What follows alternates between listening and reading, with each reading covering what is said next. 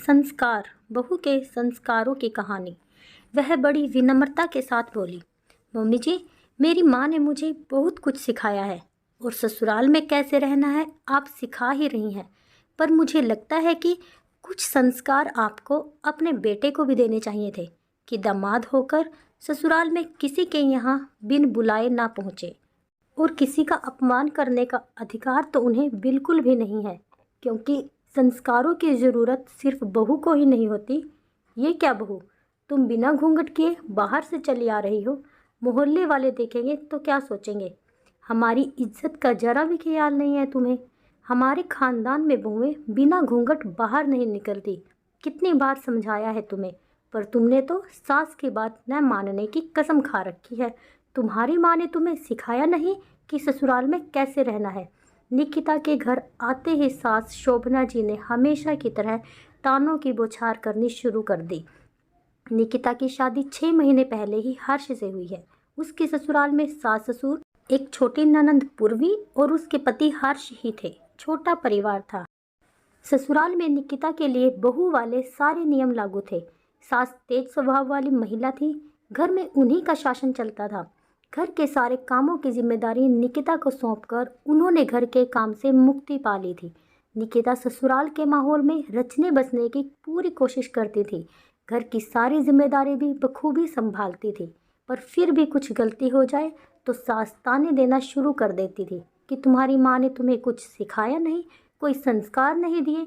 बात बात पर मायके वालों का अपमान करती थी।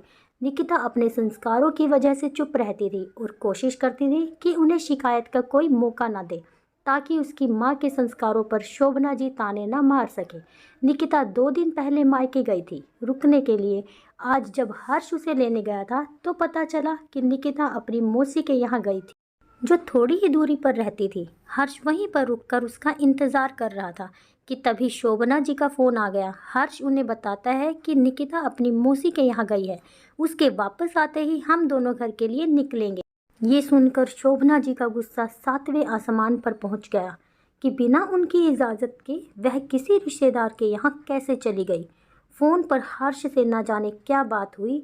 हर्ष निकिता को लेने उसकी मौसी के घर पहुँच गया। वो बहुत गुस्से में था। वहाँ जाकर वो निकिता को भला बुरा कहने लगा और बिना बताए मौसी के यहाँ आने के लिए डांटने लगा और तुरंत ही वहाँ से चलने को कहा।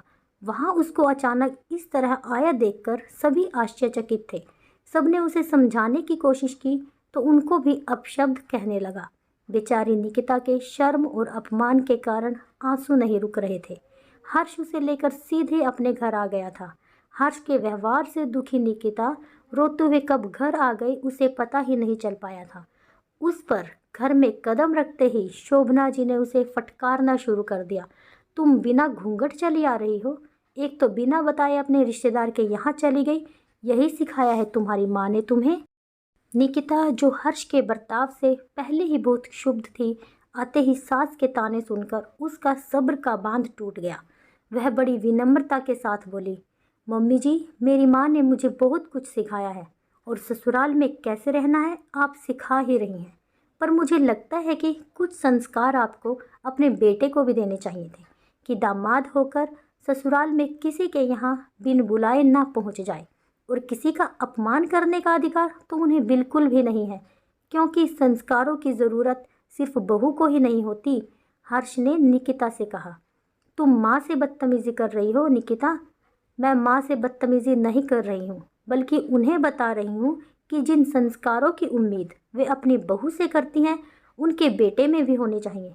बहू को कैसे रहना चाहिए ये बात तो मम्मी जी हमेशा बताती हैं, पर दामाद को ससुराल में कैसा व्यवहार करना चाहिए ये बात शायद आपको बताना भूल गई।